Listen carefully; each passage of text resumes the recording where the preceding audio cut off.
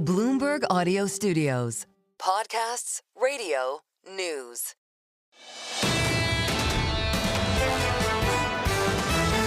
This is the Bloomberg Surveillance Podcast. Catch us live weekdays at 7 a.m. Eastern on Apple CarPlay or Android Auto with the Bloomberg Business app.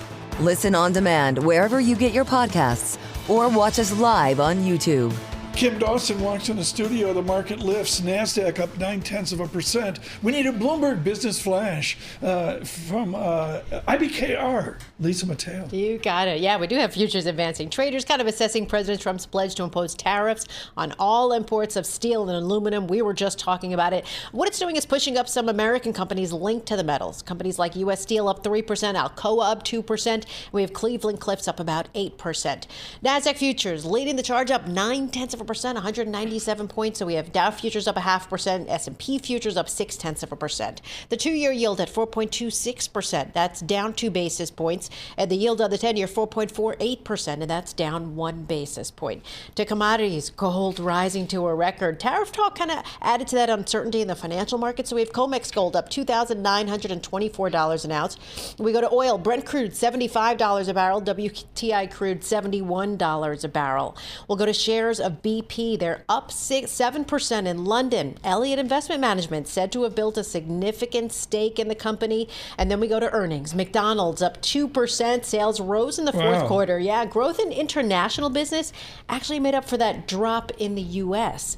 And it's a big week for earnings. This week we're going to hear from Wendy's, Deere, Applied Materials, Coca-Cola, Kraft Heinz, CVS, and more. That is your Bloomberg Business Flash. David and Tom. The ads. I mean, I didn't laugh yesterday except one moment, and David, I thought of Cam Dawson.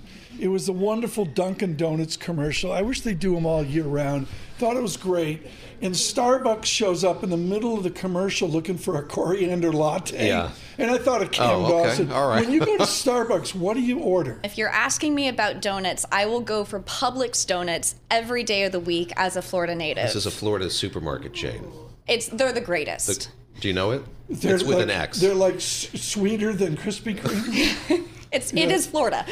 Okay, thank you. Kim Dawson joining us right now in the equity markets. And, you know, I'm looking at year-to-date, Dow up 4%, SPX up 2.5%, NASDAQ, you know, I'm sorry, extrapolate it out, it's a double-digit year. Do you model a double-digit 2025 for the equity market? We think that it's going to be more like high single digits, but there's potential that you can see 10% rallies, 10% corrections. Our base case for 25 is a wide, choppy range where you could see rallies over the course of the year in these sort of risk-on moments, but that because you're coming into the year at such high valuations, you are very much primed to have that downside volatility. Okay, I'm going to get volatility, but the answer is right now we're going up. Why? We're going up because there still is this risk-on notion that you are going to see a benefit from policy out of Washington. You still are seeing earnings go up. So if you look at fourth quarter earnings, you went into earnings season expecting 12% growth. You're getting 16% growth for the fourth quarter. But watch this closely. You're actually seeing 25 and 2026 estimates for the S&P 500 get trimmed just slightly. If that continues, that portends a bit more of a choppy sideways market. Peter Cheer with us from Academy Securities earlier talking about how he's kind of staying invested throughout all of this uncertainty and the waves of it. How are you approaching the likes of what we saw last night when the president was on his plane and flew to what may be announced today? Sort of the ups and downs from a policy perspective when it comes just to uncertainty, if we could chart that. Yeah, certainly we think that there's going to be the vagaries of the market as we move through the year. And the reality is that unless we are thinking that these policies have the potential to significantly dent growth, then it does warrant you staying optimistic and invested in riding out the volatility. So watch things like credit spreads. We think credit spreads will be an important indicator of if you're seeing growth start to weaken. If they remain contained, it means that it's just equity positioning and valuation volatility. It's like Scarlet Fooey takes notes. Credit. I go right there. Credit spreads. There we go. I'll note. Thank you. Yeah. Thank you. Continue, Mr. EAGLES. Yes. Right. Okay. Very good. You know, I was off last week, but noted the fact that you noted as well. In those Michigan data. there was the sense of consumer anxiety about inflation, where it's headed. What do you extrapolate from that, putting aside all the concerns about the politicization of the U-Michigan survey, whatever? How worried are you about expectations for inflation becoming kind of unanchored or unmoored? It's certainly something that's on the Fed's mind. We do think you have to take the inflation expectations data with a huge grain of salt. First, it's very correlated to oil prices, so consumers effectively report what they see at the pump, even for long-run inflation. Interesting. Second, you have this huge divergence between Republican and Democrat reports on inflation expectations. We think, watch the independents. They've been stable. Independents are sitting at 3.3%. It's been the same for the last few years. You've been great about, I got to be in the market. I got to participate. I forget about the David Gura political overlay right now of basically whatever your politics, total chaos. I want you to talk right now to someone in a 401k plan who have a 3 or a 7 or a longer term perspective. How do they maintain given the news flow? Well, certainly we think that keeping that long-term perspective is incredibly important. And the thing that has to come with that is an awareness that volatility is opportunity versus something to be afraid of. And that this year is likely going to have its twists and turns. We're only a month and a half in and we've already gotten them. Given the starting point of valuations, you are not set up to be able to absorb a lot of bad news, but that doesn't mean you should run for the hills. We still think that there are good things happening in the U.S. economy, really strong things happening in U.S. corporate earnings, all things that support risk on assets, and see that volatility as an opportunity to add instead of something to run away from. How wide is your aperture when it comes to equities now? Are you looking overseas, or is the uncertainty that Tom was just mentioning, I like to harp on, something that's kind of precluding you from doing that there's just too much of it, and that kind of makes difficult investing in overseas markets right now? Don't look now, but China tech is outperforming U.S. tech. And we've seen that's short episodic upside volatility in China tech over the course of the last few years. And you have a big rally and it gives it all back up. So it's not for the faint of heart, but we are seeing this shift in some leadership where we're seeing signs of life out of non-U.S. markets. We don't think it's sustainable unless you see a major dollar bear market. So we think you have to make a dollar call to really push into non-U.S. markets. And right now, we're not seeing signs that the dollar is imminently topping. So it could be more of a short-term trade, but we think you have to be there. You have to be looking because of the discounted valuations, even though that's not a catalyst. So what do you do with Mag 7 right now? They just reported the basic theme we got from Anurag and Mandeep was they can't keep up with the demand for AI. And with the huge investment numbers we're talking about, do you just maintain Mag 7? Well, we put out a note this morning that said maybe it's not the Mag 7, but it's the Lag 7. The Mag 7 has traded below its 50-day moving average. It's starting to show some signs of a weakening trend. And if you look within the Mag 7, there's a lot of dispersion. So Microsoft has been flat for a year. It's gone nowhere. Why? Because you've been cutting earnings estimates and because they've seen such a huge increase in CapEx. The numbers are wild. Microsoft has 3x'd its CapEx over the last 4 years since 2021. So its cash flow has been weaker, but its operating profit is very strong. So we think investors are starting to lose a little bit of patience with all of this CapEx that hasn't necessarily materialized in significant uplift in returns. How do you respond, Cameron Dawson, to people that go, I can be solid in munis, they're formal tax-free, whatever they are, feels like a setup. Equity, versus an equity exposure? Well, as a firm that builds custom portfolios for our clients, it really depends on your liquidity needs and your risk tolerance. You sound like a lawyer. Well, look, our equity's going to outperform formal tax-free munis. Over the long run, yes. Does feel like a But setup. the equity risk premium today is extraordinarily tight. Okay, so you're all munis this morning? No, we maintain a balanced portfolio. We are still fully invested in equities. The lawyers show up. I mean, we had a big sign it's up. It's like the ad for Homes.com from yesterday. It's got the lawyer wave. Go away. Cam Dawson, thank you so much with NewEdge right now.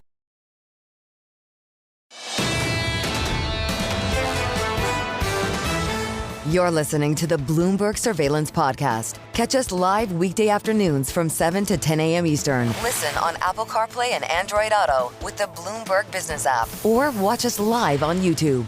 David Gura and Tom Keene with Robert D. Kaplan. Everyone knows my affinity for his realist international relations. The body of work is absolutely jaw-dropping. Years ago, my book of the summer was The Return of Marco Polo's World. My book of the year last year, a wonderful 280 pages, The Loom of Time Between Empire and Anarchy. He has been ferociously writing Robert T. Kaplan and the must-read Wasteland, A World in Permanent Crisis. David Gura with Robert D. Kaplan. And few bring in sort of reference to history and art and writing with original reportages as well as he. Robert Kaplan, great to speak with you this morning. And I confess I was thumbing through the galley of your latest book, Wasteland, A World in Permanent Crisis, while I was covering the G20 Leaders Summit in Brazil just a few months ago. And it was such a strange moment at which we were looking to see what President Biden might say or do. He really stepped back and didn't say much of anything during the course of that gathering. And we saw kind of the reconfiguration in real time of alliances on the ground there in Brazil. The role of America being questioned and other countries coming together in new ways as a result. Help us understand the moment that we're in as we hear so much about what's going to happen here to the rules-based order, to the way things have been for so much time here as we see a President Trump returning to the White House and espousing the protectionist policies we first saw just a few years ago. Oh, thanks for having me on. I think we're at the end of the post-war order. Post-war, I mean post-World War II, but also a few decades after the end of the Cold War. We've had the same international order since 1945, essentially. The United States has been an empire, in reality since then. And you see it not only with Trump's lack of interest, not just making demands on NATO partners, but his lack of interest in the alliance in general. And the alliance, of course, rose out of the ashes of World War II. We also see it with his attempt to close down the U.S. Agency for International Development, USAID, because that too has been a pillar of the post-war order, even though most people until a few weeks ago didn't really know much about it, because it was through USAID that American foreign aid to countries throughout the developing world was channeled. So you had hard power through NATO and our Pacific alliances, and you had soft power through USAID. Trump is going after all of that. It's not that he's an isolationist. That's absolutely wrong. Trump engages with the world.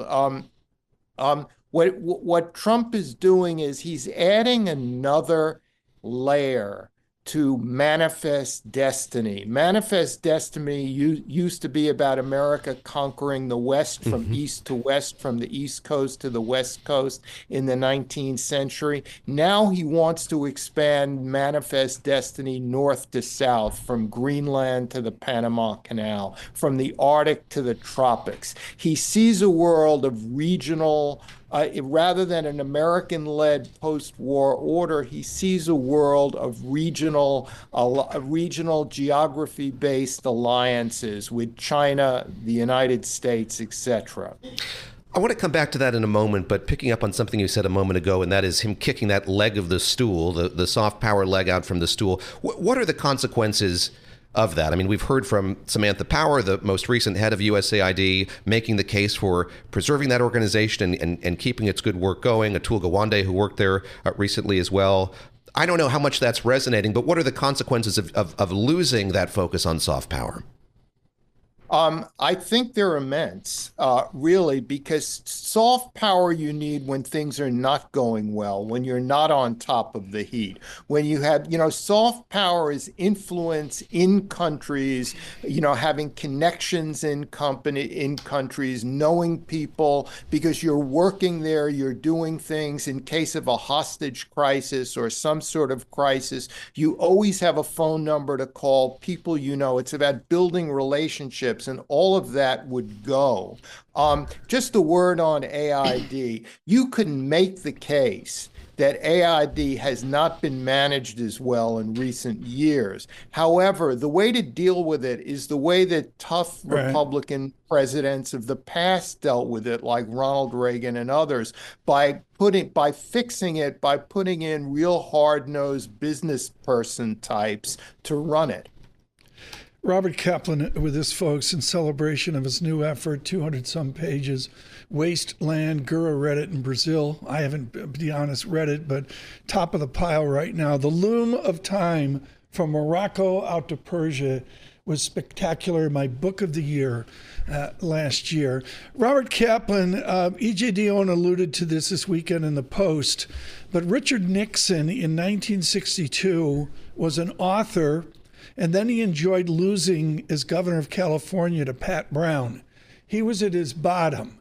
What comes after Trump? Have you framed out in your mind that this, let's assume he's not going for an FDR 3 terms, but after President Trump, what next for our politics? We've had first of all, one of the problems with America in terms of American power and America's trajectory is that that the center is gone, rather than a center-right and a center-left governing the country, where presidential elections were not existential. You now have a progressive left and a populist right. Neither seems to talk to the other. I think after Trump, what you're likely to get is another populist right regime, or go back to the progressive left. The real story in American politics is the destruction of the center, the destruction of the political center, which is partly the result of the end of the print and typewriter age and the beginning of the digital video era, where news is not in the middle, nuanced. It's all about passion and anxiety and short bursts of simplicity through social media. And David, I want to point out from Berkeley, Paul Pearson and Eric Schickler. Folks, for those of you in the markets where you want one read here, it's Kaplan, really accessible, Wasteland or The Loom of Time, and a little more dense. Paul Pearson and Eric Schickler, their book Partisan Nation, is shocking in describing what Dr. Kaplan just mentioned. I hear you saying that the center is gone, and I can't help but think of the poem from which your book takes its name, of course, The Wasteland by Eliot, and how that's always been one we read in compliment with or in conversation with The Second Coming by Yeats. Of course, center cannot hold, and what I'm very curious about is, and I've thought about it over the course of the weekend, last week as well, is the role that Elon Musk and others from the tech industry are playing now in the governance of this country and sort of setting the policy direction of the United States. It's something that you touch upon in the book, but I wonder sort of how what we've seen over the course of these last 4 weeks has advanced your thinking on that relationship between Silicon Valley, what we identify as genius or technical facility, with managing this country, with setting its direction, and how perilous that might be. Yes. The late Harvard political scientist Samuel Huntington said that America was always great, not because of its people, but because of its institutions. The separation of powers, not just in Washington, but between county, federal, and state, out in the countryside. It was institutions that made America great, and the sanctity of them. What we're seeing with Elon Musk is an erosion of institutions. We're more and more executive orders. This didn't start with Trump. It started with Biden and even before that. But more and more executive orders, the increasing power of the executive, and the executive in more and more collusion with oligarchs, super rich people. But then over the week, so they were all at the Super Bowl. Robert Kaplan, with what you just said, I think everybody of all political persuasions on this morning commute across the nation are simply saying, where's the legislature? Where's the judiciary? Do you assume that there will be checks and balances into March or April? I'm not sure. I just know you can devise the most brilliant constitution in the world, which the founders did through the Federalist Papers.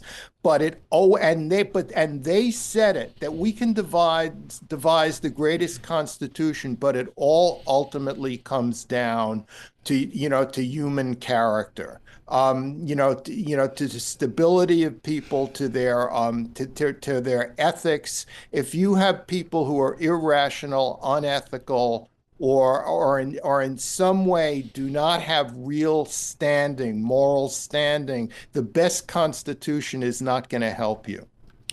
I have seen you recently described as, variously here, a pessimist, a tragic realist, and a Hobbesian. I wonder what gives you any optimism here about the continuation of the American experience in light of the reading and work that you did on this latest volume. What gives me optimism is that because America is a boisterous democracy, it's gone through these periods before. Stylistically and in other ways, this is not that much different from the Jacksonian upheaval of the early 19th century, when Andrew Jackson, a rough-hewn, unsophisticated, only partially ethical frontiersman, came out and wiped out the regime of the very effete aristocratic people from Massachusetts and Virginia, and the country went on. It went on to a new burst of development and dynamism, etc. So it's a bad bet to give up on the United States completely. Robert D. Kaplan, I have to talk here about your loom of time, and I've just got a minute to do it. If you were to write an epilogue of the Middle East, of Eurasia, from Morocco over to Persia, what would you write of today? What I would write up today in the loom of time, I did not cover the Israel-Palestine issue, and that was good because I probably would have gotten it wrong and the book would have been dated. But I would obviously have to write about that, what has happened in Gaza. And I would just say that the big question out there, now that Israel has dramatically weakened Hezbollah, Hamas, and the Houthis in North Yemen, the biggest question out there is the future of the Iranian regime. Because if the Iranian regime were to implode in some way or fashion, it would be a world historical event that would change the Middle East. I got 8 more questions. How many do you have? Robert Kaplan, thank you so much. Too short a visit. We thought we'd do that, folks, to frame out where we are X number of days into Trump's second administration. Robert Kaplan, in celebration of Wasteland. Gurr is the only one on the planet who's actually read it, which is very cool. It is very readable, and I commend it to everybody. You as well, Tom. Yeah. I can't say enough about his work. I'll do that out on social here in the coming days. Robert Kaplan with us with all of his affiliations, including Eurasia Group. This is the Bloomberg Surveillance Podcast. Listen live each weekday starting at 7 a.m. Eastern on Apple CarPlay and Android Auto with the Bloomberg Business app. You can also listen live on Amazon Alexa from our flagship New York station. Just say, Alexa, play Bloomberg 1130. Let's talk formal tax-free. Pat Haskell joins us out, head of Muni Bond Group at BlackRock this morning. I don't do enough on Muni bonds. Is there let's start with this, double tax-free, triple tax-free. Is there a value for a New York State resident to buy a Nebraska GO this morning? No, I'd rather just stay at New York paper. Keep the state exemption. New York, despite some of the dysfunction in Albany, most New York credits are very solid. So we can get into the RIT versus Union College later on when we start to talk about the small colleges. But I would stay in New York. I'm here for this. I'm going to push my chair back. Now you know that RIT has had Union's number in lacrosse the last few years. Yeah, they have. All right. Yeah, I was actually in a meeting where they were going D1-ish, and the bill you had to build two AstroTurf practice fields. Two. To get up to a certain level. Oh, wow. Oh. And it was a capital commitment they made at Union College because of BlackRock, which was not made. Yeah. Trust it wasn't made at RIT. Continue, David. Pat, how is the uncertainty that we've talked about at this kind of more macro level percolated down to munis about policy. Is it yet, or is it something that's been No, kind of I mean, immune to look, it? the muni market follows but lags the Treasury market. Yeah. So the 480 to 440 rally we saw in the last month, munis rallied with it, and they underperformed a bit. We outperformed a little bit on the sell-off on Friday, but overall, I would say that if you look at correlations over time, munis are the least correlated of the large dollar-denominated bond markets to everything else that's going on. Look, I think that I thought it was very interesting. The Treasury Secretary said that Treasury supply was going to be stable over the next couple of quarters, because that's one of our biggest concerns is that they start to term out the debt. The bill market becomes smaller as the composition of the debt. That gives us that push up towards 5% in 10-year note yields, and that obviously, in my opinion, would be an opportunity in the municipal market. Cam Dawson talking a moment ago about her balanced portfolio. Talk a bit about sort of enthusiasm for munis from consumer investors. How appealing is it? How easy is it for people to get into them? I think people are getting more excited about munis and fixed income in general, because this is the first time we've had real yields at this level since the financial crisis, except for a few points of stress like the pandemic and things like that. So we spent a lot of time on the road the last few weeks. We converted our high yield mutual fund, which has an excellent track record today, into an actively managed ETF. That's some news, Tom. He's flagging there. And we're really excited about it. So the HIMU, we lowered the fee by over 25%. Transparent, easy to access. The high yield muni market. Very excited about it. Can you own munis within a retirement plan? No, because you can own taxable munis. Taxable munis. But you would never when you already have your tax deferred. You're not going to put you're not. So then, how is it? Give me an example of a taxable muni that Michael Barr would put into his retirement plan. I would say any of the BABs that were issued post financial crisis. There's Cal BABs outstandings, New York BABs outstanding. Some of those got called last year, but all those are high quality. Big insurance demand for that high quality long duration paper. There's not enough of it out there. Okay, this is where I want to go. David's loaded the boat on 30-year bonds for the kids. What's the biggest mistake retail makes in duration or maturity of munis versus what the adults do? I actually think the biggest mistake that retail makes vis-a-vis their curve selection is going too short on the curve. Interesting. Because if you think about it, the muni markets, we fund projects. We're a long duration market. Now, look, would I have said that at the zero bound of interest rates? No, but now I think having the opportunity to layer in these 8 and 9% after tax returns in the high yield muni market, I just don't think we're going to see that very often. And if it gets to 10 or 11%, you're not going to own a lot of equities. I remember listening to Taylor Riggs, formerly of here, talking a lot about the muni market and all the projects could be. She left. There's more news for you this morning, Tom.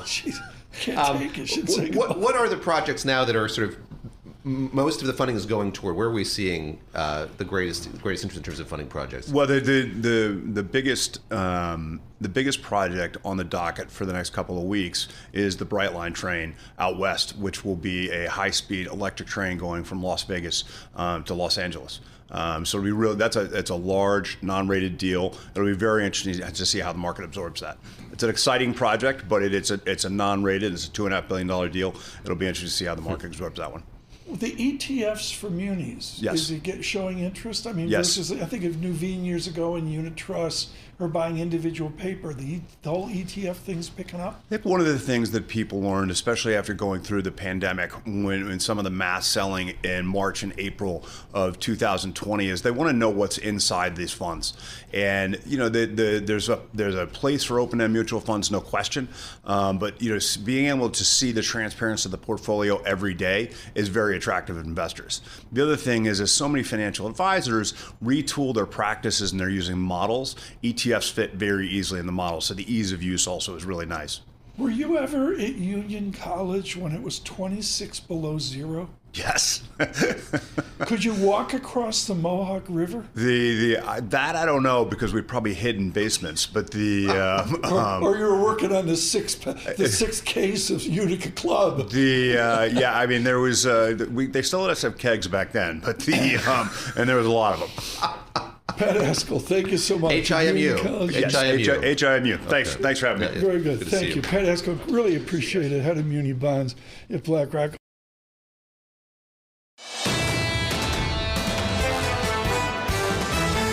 This is the Bloomberg Surveillance Podcast. Listen live each weekday starting at 7 a.m. Eastern on Apple CarPlay and Android Auto with the Bloomberg Business app. You can also watch us live every weekday on YouTube and always on the Bloomberg Terminal. Special edition front pages today, Super Bowl driven with Lisa Mateo. She watched every minute, every ad. Mateo reports. I am really feeling it this morning, guys. Okay, so fashion, right? You talk Super Bowl and everything, but the fashion at the halftime show and, of course, a pop star suite, that's all in the headlines. Okay, so Kendrick Lamar, he did the halftime show. Yes, he had the fancy varsity jacket, but what people are pointing out are the jeans he was wearing. He was wearing bleachy blue wash, bell-bottom jeans. So they're saying, is that the new thing? I mean, David, I don't know if I could see you in the fancy No, blue. But Tom might bring them out of his closet. Bell-bottom Maybe you had them jeans. from the Boulder days. Yeah. I don't even know what year Last that time they was. were worn was at the sink with the Nebraska Tacking ID. the dollar to the ceiling. Continues. Yes. Oh, yes, so you have Kendrick Lamar's bell bottoms, but also Taylor Swift. Everybody was wondering what she was going to wear. So they're saying she had the double-breasted white Saint Laurent blazer. Oh, come on. She had the YSL blazer. Will Yes. sell out today. The bedazzled Daisy Dukes, you have to have those too, okay? And the white bodysuit, the thigh-high white stiletto boots. The theme is white, but everybody was saying, oh, she was wearing white because maybe she was going to get engaged, and that sparked all this drama. Wasn't the right mood. It was I not. think, It was in the end. because it was the Ivanka home, was the in home white team. too. Yeah. But Miss Swift was carrying the cherry red Givenchy Yes, a hint bag, of red. according to Vanessa Friedman. Yes, and she also wore, remember that thigh-high little T necklace that she wore in the Grammys? Oh, yes, of yes, course. she wore it on her neck. So it came back again, the T necklace Are we came going to back. add to the newspapers today, or are we going to do the fashion report? It's the fashion report because guess who else was in the spotlight for something they wore on their wrist? That was Tom Brady. Tom Brady. Did you notice it? It was like shining. The lights were Yeah, blinking. it was- Okay, it was a stunner. Jacob and Company. Do you know how much that watch cost? $740,000. Not Okay. subtle. Not a Jacob- subtle look for Mr. Brady. Yeah, caviar tourbillon model. It's yellow sapphires design. I mean, it had 48 carats worth of yellow sapphires. I never 1 understood carat of diamonds. carrots. Well, I don't know. Or the strap was broccolis. made of alligator. Yes, I it read. was. There you go. It glistened like pearls of caviar. That's why it's called that. Yeah, I He's thought a it was watch too much. collector. It was distracting. It was a little bit Can distracting. I just yes. say, Viewers Brady, at home can see my swatch. let me here. spend 12 seconds on this. Brady is a piñata. Yes. And the moment they stop coaching him and he actually talks about what he knows, like Yes. not scoring in the first quarter, he sounds wonderful. When he Yeah, I gets out agree. of his head. When Yes. he gets out of his head, he's like really quite good. Next. Okay, Lucas Shaw, you talked about this, so I want to bring it up. Really good article on the Terminal. Check it out on Screen Time. Talking about why football, NFL, has gotten so big. So one, Nielsen counts views at bars, restaurants, and airports now, okay? But two, the league has shrunk its off seasons, and even during the off season, it keeps the momentum going, right? You have the draft, you have the NFL scouting combine, so they keep it going. And then Barr, like Michael Barr said, the expansion into streaming. But the NFL itself, the season is short, so every game matters. The Everyone's two on guys it. Yeah. that invented Game of Thrones, Benioff and the other guy, once said to my face, it was an honor to talk to them for the length of time, we thought we had to create a crescendo in the show at the last season. Then they learned they had to have a crescendo every week, Yeah. twice. That's what the Keep NFL's people accomplished engaged, yeah. versus baseball. Baseball's still back in the 1930s Yeah, on they a haven't done that train. yet. We got 4 games in Kansas City. Who are we going to pitch the third game? I don't know. Do you have anything else quick? What was your favorite Super Bowl ad? Because that was the one from on YouTube predicted that the top one was the Muppets. Oh, the Did you Muppets see the one was Muppets good. one I saw from the Booking.com? Muppet- Yeah, I thought some were really quite good, and a lot of them I'm like, who are they talking to? I didn't I get it. loved it. The Meg Ryan, Billy Crystal one about the Hellman's mayonnaise. Yeah, that was you good. know, Cat's that- Deli. That worked. Lisa Super Mateo excited. with the Super Bowl report. Thank you so much. Greatly appreciate it. This is the Bloomberg Surveillance Podcast, available on Apple, Spotify, and anywhere else you get your podcasts. Listen live each weekday, 7 to 10 a.m. Eastern on Bloomberg.com, the iHeartRadio app, TuneIn, and the Bloomberg Business app. You can also watch us live every weekday on YouTube and always on the Bloomberg Terminal.